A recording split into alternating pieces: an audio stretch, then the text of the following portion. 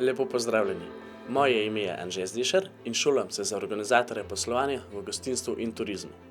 Delam v strežbi, kjer se trenutno pripravljam na prestižno mednarodno tekmovanje Euroskills.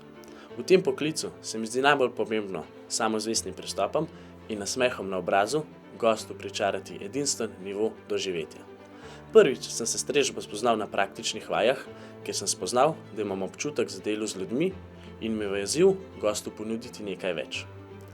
Dober natakar mora predvsem prepoznati svojega gosta, da ve, kaj mu ponuditi in priporočati. Tudi gost ima raje, da mu natakar priporoča hrano, ter ob tem zgodbo popestri celotno izkušnjo.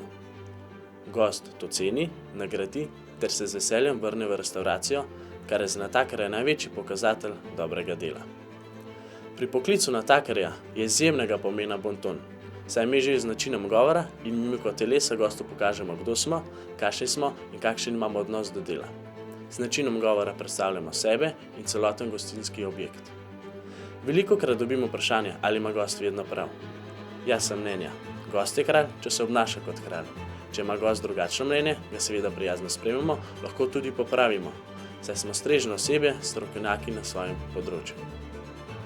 V gostinstvu je izjemnega pomena sodelovanje kuhinje in strežbe.